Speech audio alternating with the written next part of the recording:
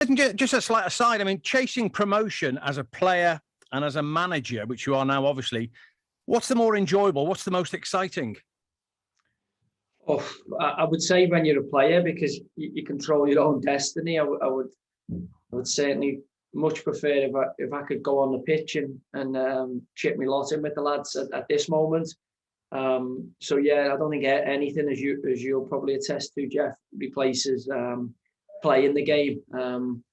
It is the best part, of the industry, and you're lucky to be able to do that. But then, once you get too many grey hairs and the legs don't go in the direction that you want them to go to anymore, I think, telling other people how to do it and coming into the coaching aspect of it, we're incredibly fortunate, to be able to, to have multiple careers pretty much.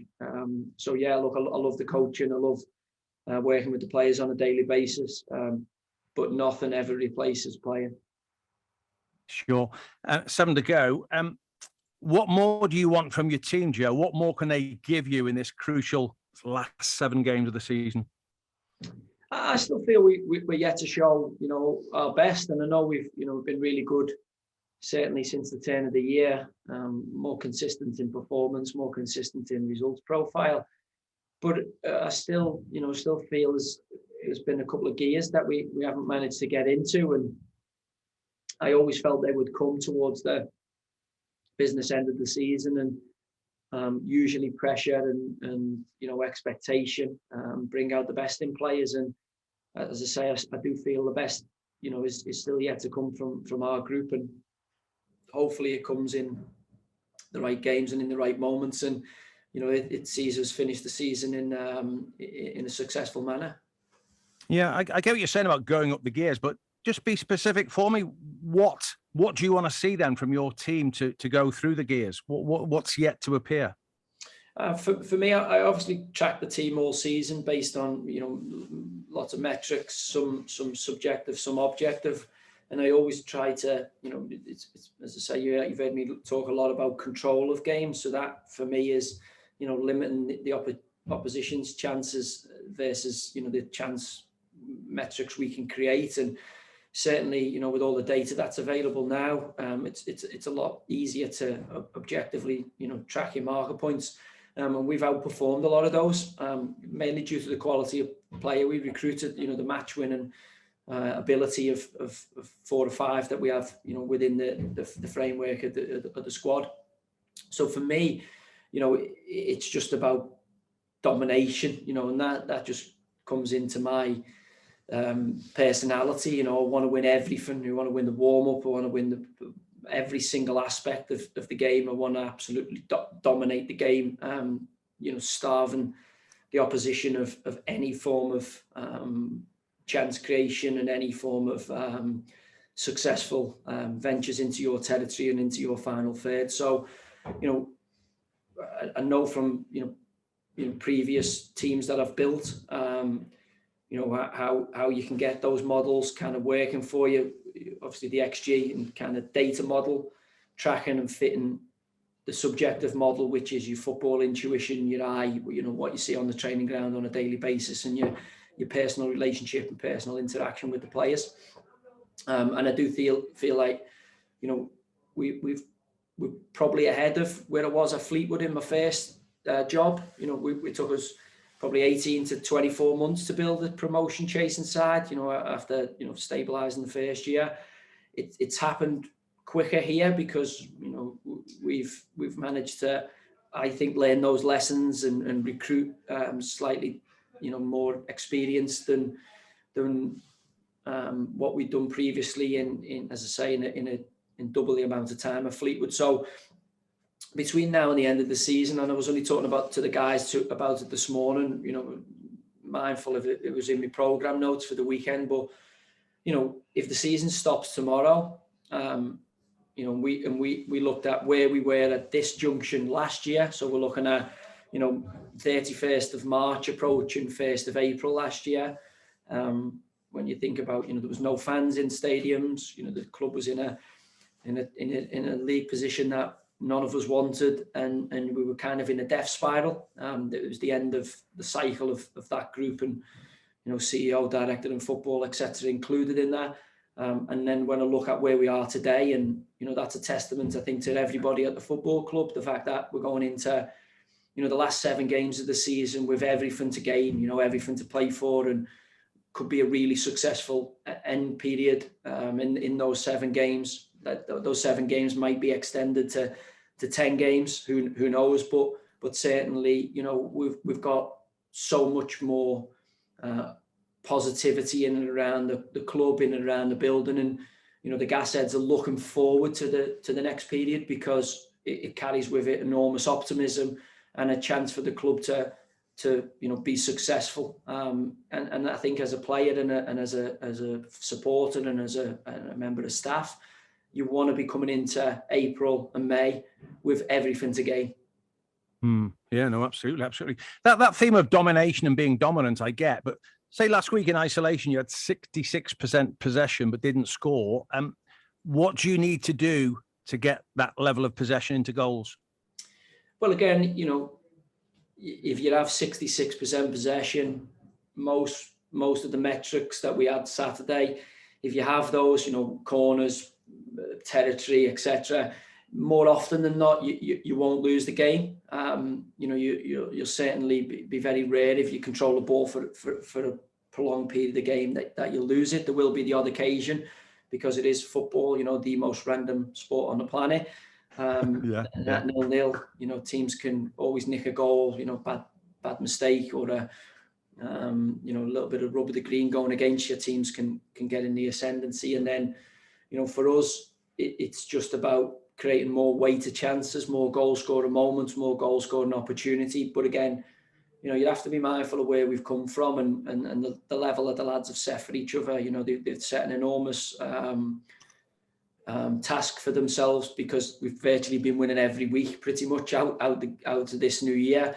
And there's going to be times where, you don't get the rub of the green, or you don't, maybe play your best on that day, or, somebody makes a mistake. And for us, we have to turn those games into, we've had them at Oldham. I think we've had them at, obviously last time out, we've had one of those at Carlisle. And we've got to take them off the board to make sure that, if we are so dominant in possession and all the metrics of kind of that point towards controlling the game, if we're not capable of winning it because, we don't create really good opportunities, or somebody doesn't, score a goal for us, we must make sure that we definitely don't lose those games. And that is part of this group and this team's, progression. We've gone from, in this season alone, I remember being here for the Hartlepool game, and the club had gone a calendar year without winning an away game. So there's, last time, a couple of times, we were talking about not winning away from home against a side in the top 7, so this team all along is ticking off little checkpoints and little things that I think, are good signs for the football team. And also, yeah, sure. We've got a lot of work to do, Jeff. We're aware that, there's 10 teams maybe separated by, apart from Forest Green, probably 5 or 6 points. They've all worked hard to this point in the season. They'll all want to get promoted. They'll all have an expectation in their clubs and in their stadium and from their fans. And we've got to make sure that, in this period that we manage to see the job through and get the job done. But as I say, when I look at my team, I've got 2 19-year-olds, 2 20-year-olds in there. We've got a young group. The supporter base is coming back. It's getting behind the side. I think a couple of days ago, we'd had 8 and a bit thousand tickets sold. So I'm hoping for a good crowd again Saturday. No doubt Bradford will bring a few. And this is the type of occasion we want. We're not sitting here thinking, oh God, we're getting relegated this year and don't like any of these players, don't trust them. They don't represent the quarters with any pride. We're not talking about that, less than 12 months later. We're talking about how optimistic it is. Could this be the group that gets us promoted? Could this be a group that takes us to Wembley? And could this be a group that, we've got hold of for the next 2, 3, 4 year period that has clearly excited and engaged the fan base? So, they're all really positive things out there. And no matter what happens between now and the end of the season, for me, as a football club, we talk about making progress. I do feel right across the board we've made it. Yet it'd be nice to finish the season off with a bit of tin and get a bit of silverware and get your promotion and all that, because ultimately that's what we wanted at the start of the year. But also as a coach, you've got to be mindful of the huge progress that's been made. And as I say, there's no pressure from me with the lads, because, I've gone from a manager who was getting a little bit of stick, it's certainly in the early part of the season, to having a great relationship and lots of times being supported by the fan base. So it's inevitable we're going to be successful here now. We've changed, for me, we've turned the Titanic around. It was culturally dead, culturally embarrassing. Standards were embarrassing when I got here, and now there's a good operating procedure, but also we need to kick on and get the job done. Sure. You can say no comment on this one. Anthony Evans, Nick Anderson, either likely for Saturday? Both probably going to miss Saturday. So, hopefully, the week beyond that, they might have a chance. But at this moment in time, they're going to miss the game. Okay. Connor Taylor's been outstanding. He's up against one of the kind of experienced lads of League Two, Andy Cook, probably at the weekend. Do you do much one-on-one with Connor about what he'll come up against, tricks of the trade, and what Cook will bring, which maybe he hasn't faced yet? Yeah, and if you remember, Connor played in the game up at Bradford and obviously had a one-on-one encounter for pretty much all the game with Andy Cook. And, everyone knows the qualities he has at this level. Can nick you a goal, very good in the air for his deceptively peculiar movements. But yeah, look, he's a threat, and you have to deal with him. And he's a major source of inspiration in terms of them, building from him and getting lots of second balls. And as I say, he does carry a goal threat. So, to be fair to Connor, I think he's usually relished those encounters. And if he has played against somebody previously in the year, he's tended to learn those lessons. We've done lots of work with the guys today in terms of what we're likely to face and how we should deal with the attacking platforms of Bradford. That distills from a unit work assessment across the back four as a unit with holding midfielder tapped on, but also we then drill down into the specifics, and the lads will be going through with Kev Bond usually the one-on-one clips for the small details, bespoke preparation for likely opponent team selection. So yeah, look, we're well versed in that. It'll be a tough encounter, but they've got more threats as well than Andy Cook. They're a good side, and I do think with an experienced manager in there, but also in terms of budget and personnel they've recruited, they're probably not doing as well as they would have hoped for in the table this season. Sure. Mark Hughes and yourself, you've got a bit of history going back in the years. Do you shake hands and just get on with life as normal, or is there still something hung over from yesteryear? Oh, look, we didn't agree with team selections, etc. But he's manager and I was a player, so I wouldn't say we're on each other's Christmas card list. But look, I've got enormous respect for Mark as a player. Played for Bayern Munich, Barcelona, Manchester United, Everton, etc., Chelsea.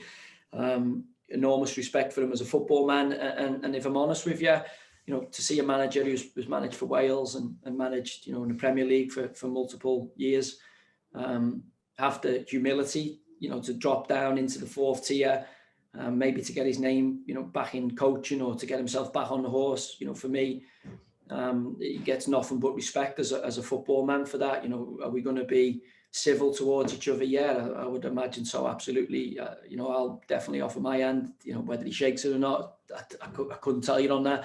But for me, it's another manager and another team. As I say, there's no hard feelings.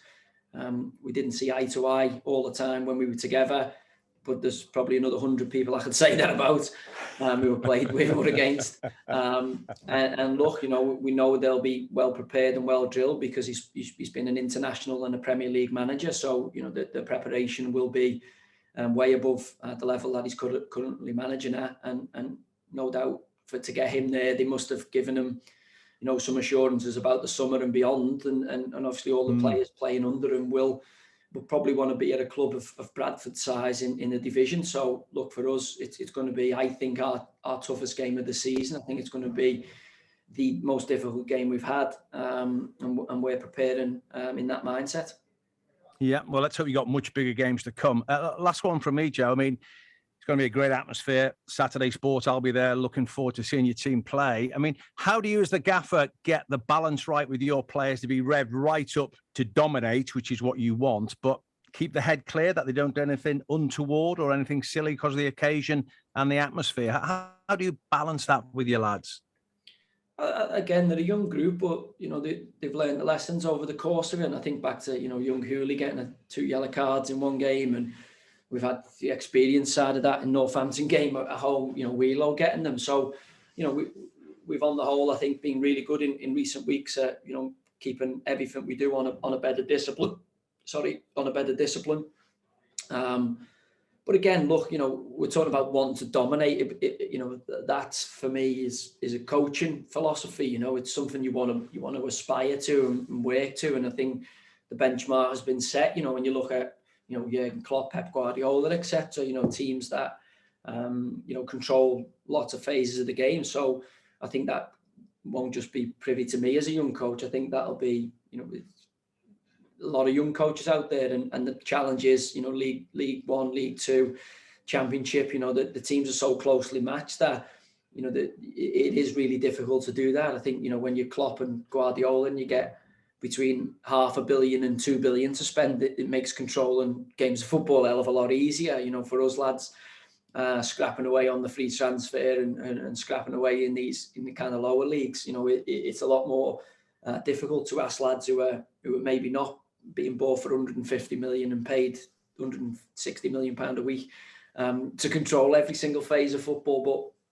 But we know Saturday going to be a really, really tough game. They've got 2 big, strong, powerful centre halves in Sanogo and O'Connor.